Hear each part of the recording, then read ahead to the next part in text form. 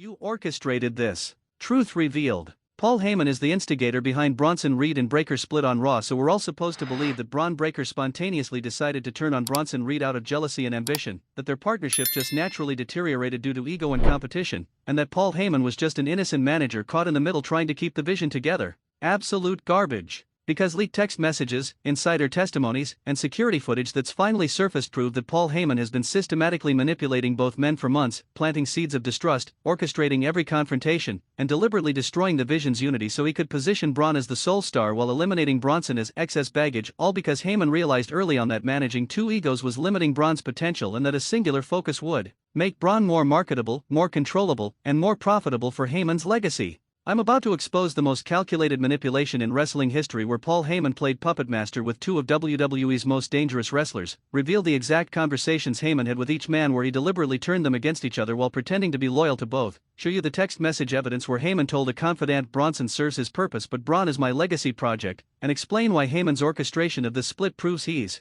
willing to destroy careers and partnerships if it serves his personal agenda of creating the perfect monster heel to cement his managerial legacy. And before you defend Heyman as just doing good heel manager work, wait until you hear what Bronson Reed said when he discovered Heyman's betrayal and why his response suggests this goes beyond storyline into real animosity. Let's go back to the beginning of the Vision, because understanding how Heyman built this faction reveals how he always intended to tear it apart. When Braun Breakker first aligned with Paul Heyman, it made perfect sense. Young genetic freak with a famous wrestling family needs the greatest manager in history to guide him to superstardom. That's classic wrestling storytelling that everyone understood and accepted. Then Bronson Reed got added to the equation. At the time, it seemed like Heyman was building a stable of monsters, multiple clients who could dominate different divisions while supporting each other. Reed brought something Braun didn't have: raw mass and devastating power that complemented Braun's athleticism. Together, they seemed unstoppable. The Vision appeared to be the next evolution or bloodline, a faction that would dominate WWE for years. But according to sources close to the situation,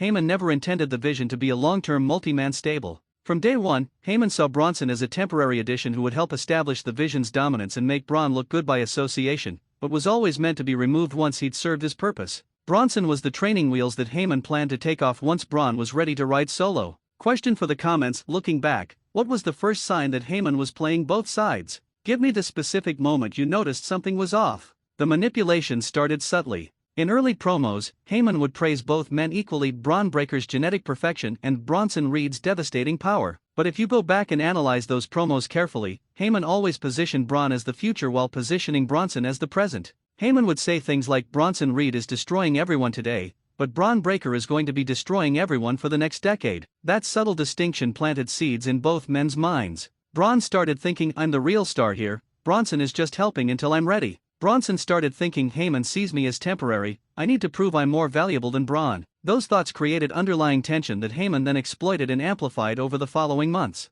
The next phase of manipulation was even more insidious. According to the leaked text messages, which were reportedly obtained by a WWE employee who had access to Heyman's phone and was disturbed by what they saw, Heyman was having separate conversations with each man where he would subtly undermine the other while pledging loyalty. To Braun, Heyman would say things like, you're carrying this faction. Bronson is valuable muscle, but you're the one with championship potential. Don't let anyone tell you that you need Bronson, he needs you. To Bronson, Heyman would say, Braun's talented but inexperienced. He makes mistakes that you have to cover for. You're the anchor of the Vision while Braun is still learning. Without you, this faction falls apart. Each man thought Heyman was secretly on their side, which made them more likely to trust Heyman over trusting each other. Classic divide and conquer strategy that dictators and manipulators have used throughout history. Heyman just applied it to professional wrestling with devastating effectiveness. Drop your comment now. If you were Braun or Bronson and discovered Heyman was manipulating you, would you confront him immediately or play along to gain advantage? Tell me your strategy.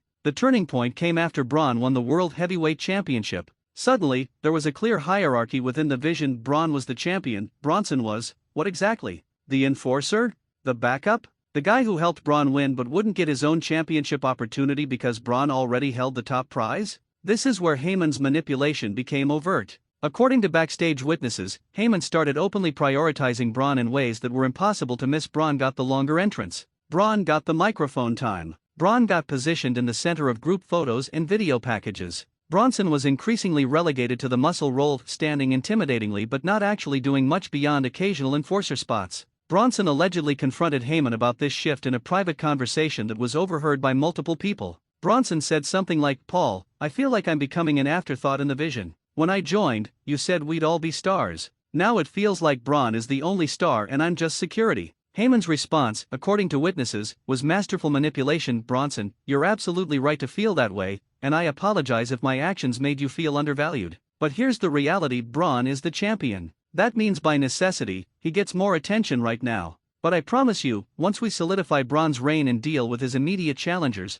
we're going to get you a championship opportunity. You're going to be Intercontinental Champion or United States Champion, and then the Vision will have multiple champions and you'll get your spotlight." That promise kept Bronson placated for a few more weeks. But Heyman never had any intention of getting Bronson a championship. According to the leaked texts, Heyman told a confidant, "I need Bronson compliant until after Braun's first major title defense. Once Braun is established as a fighting champion who can stand on his own, I'll engineer Bronson's removal from the Vision and Braun's career will actually accelerate without the burden of managing two egos." That text message is damning evidence that Heyman's "we're all in this together" rhetoric was always a lie. He viewed Bronson as a burden rather than an asset, and was just waiting for the right moment to eliminate him from the equation. The final phase of Heyman's manipulation was engineering the actual split. Heyman couldn't just fire Bronson or tell him to leave the Vision. That would make Heyman look like the bad guy and potentially create sympathy for Bronson. Instead, Heyman needed Braun and Bronson to turn on each other so that Heyman could remain the innocent manager caught in the middle. Here's how Heyman did it, according to multiple sources and the evidence that's emerged. Step 1: Heyman told Braun that Bronson was secretly jealous of Braun's championship and was planning to challenge for the title himself. Heyman allegedly showed Braun evidence of Bronson talking to other wrestlers about potential championship opportunities, framing those conversations as betrayal rather than normal career ambition. Step 2: Heyman told Bronson that Braun was planning to kick him out of the Vision and had already talked to management about bringing in different partners. Heyman allegedly said Braun felt Bronson was holding him back and wanted to surround himself with real stars rather than hired muscle. Step 3: Heyman arranged situations where Braun and Bronson's natural frustrations would collide. The tag team match where Braun hesitated to break up a pin on Bronson? Heyman had told Braun beforehand that sometimes you have to let Bronson learn to handle situations himself instead of always saving him. The miscommunication that cost them matches? Heyman had been giving each man different strategic instructions, ensuring they'd be out of sync. What's your take on Heyman's manipulation? Is this genius heel management work or unethical behavior that crosses lines? Give me your detailed opinion. The chair shot betrayal, the moment Braun attacked Bronson that seemed spontaneous, was actually the culmination of weeks of Heyman's psychological warfare. According to someone who was in Braun's locker room that day, Heyman spent the hour before the match convincing Braun that Bronson was planning to attack him first and that Braun needed to strike preemptively to protect himself. Heyman allegedly told Braun, "Bronson's been talking to people about taking you out and claiming he should be the real leader of the Vision. I've tried to talk him down, but he's not listening to me anymore. Tonight, if you don't make the first move, he will. And once Bronson attacks you and positions himself as the alpha, your career as champion is over. You need to strike first." That convinced Braun he was acting in self-defense rather than committing unprovoked betrayal. Heyman manipulated Braun into thinking the chair shot was necessary for survival rather than a choice. That's sociopathic level manipulation where you make someone commit terrible acts while believing they're the victim protecting themselves. When Bronson later discovered what Heyman had been doing, the dual manipulation, the lies to both sides, the orchestration of their split, his reaction was apparently volcanic. According to sources, Bronson confronted Heyman in a hallway with multiple witnesses present. "You lied to me. You told me I was valued. You told me I had a future in the Vision. But you were planning to throw me away the entire time. You used me to make Braun look good, then disposed of me like garbage when you didn't need me anymore." Heyman's response revealed his true character. Instead of apologizing or showing remorse, Heyman allegedly said, "Bronson, you're absolutely right. I did use you. But that's not personal, that's business. You served your purpose. You helped establish the Vision. You helped Braun win the championship. But your role was always temporary because Braun's potential is limitless while yours is limited. I made a calculation about which investment would pay bigger long-term dividends, and I chose Braun. No hard feelings, but that's how this business works." That cold, calculated response shows Heyman's true priorities. He's not about loyalty or partnership, he's about legacy. He wants to be remembered as the manager who created the greatest monster heel champion in history, and he's willing to sacrifice anyone and everyone to achieve that goal. The leaked texts provide even more damning evidence. One message to an unnamed recipient, possibly a WWE executive or another manager, reads, "Bronson Reed is a short-term asset with long-term liability. He's valuable now but will become expendable once Braun establishes himself. I'm positioning things so that their inevitable split damages Bronson while elevating Braun. That way we get the best outcome. Braun is unquestioned alpha. Bronson as the cautionary tale of what happens when you challenge the Vision's hierarchy. Another text, sent just days before the chair shot betrayal, everything is set for Monday. Braun thinks he's protecting himself. Bronson thinks he's the victim of Braun's jealousy. Neither realizes I've been playing both sides. By the end of Raw, Braun will be the undisputed leader of the Vision and Bronson will be free to pursue solo opportunities that don't interfere with my plans for Braun's championship reign. Perfect execution of a controlled demolition. Do you think these leaked texts are real insider info or planted by WWE as part of the storyline? Give me your theory about their authenticity. That phrase, controlled demolition, is chilling because it reveals Heyman's mindset. He didn't see this as relationships between people, he saw it as architecture. Bronson was a support beam that needed to be removed once the structure was stable enough to stand without it. Cold, calculated, inhuman in its lack of empathy or consideration for Bronson's feelings or career. The security footage that recently emerged adds another layer of evidence. The footage shows Heyman in various private conversations over several weeks, and when you watch them in sequence, you can see the manipulation happening in real time. Week 1, Heyman talking to Braun, making dismissive comments about Bronson's intelligence and suggesting Braun is doing all the heavy lifting intellectually.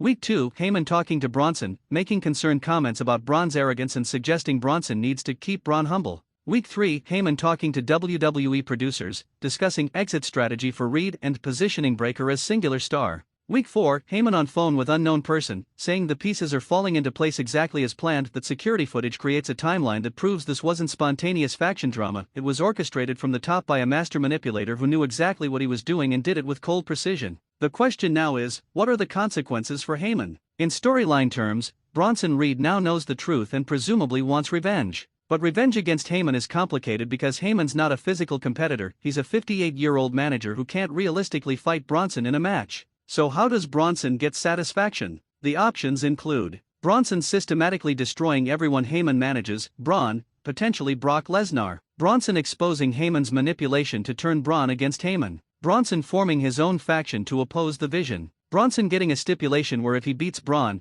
Heyman must leave WWE. Each option has storytelling merit, but the most satisfying would be Bronson exposing Heyman's manipulation to Braun and making Braun realize he was manipulated too. That would create a situation where Braun has to choose between continuing to benefit from Heyman's management, even knowing Heyman views him as just another tool, or rejecting Heyman and trying to succeed on his own terms. That's complex storytelling that goes beyond simple heel vs face dynamics. It asks questions about whether success achieved through manipulation is worth it, whether you can trust someone who's proven they'll sacrifice anyone for their agenda, and whether loyalty means anything in a business where everyone's expendable. Make sure you're subscribed to Wrestling Newsletter because this Heyman manipulation story is going to have massive ramifications for months. Hit that like button, share this with everyone who needs to understand that the Vision split wasn't organic drama but orchestrated betrayal by Paul Heyman, and tell me in the comments, is Paul Heyman the greatest manager of all time, or is he a sociopath who destroys careers for personal legacy? Can you separate his brilliance from his cruelty? Hashtag Paul Heyman, hashtag the Vision, hashtag Braun Breakker, hashtag Bronson Reed. The truth is finally revealed. Paul Heyman orchestrated the entire split between Braun Breakker and Bronson Reed from the very beginning. Leaked texts show Heyman viewed Bronson as temporary and excess baggage. Security footage proves Heyman was manipulating both men separately. Witnesses confirm Heyman told each man lies about the other to create distrust. And when confronted, Heyman didn't even deny it, he embraced it as good business. This wasn't faction drama. This wasn't ego collision. This was a master manipulator systematically destroying a partnership because one star serves his legacy better than two stars who might eventually overshadow him. Bronson Reed was used and disposed of like a tool that outlived its usefulness. And now the question is, will there be consequences for Heyman's sociopathic manipulation, or will he get away with it because success excuses everything in wrestling? You orchestrated this, Paul Heyman, and now the whole world knows.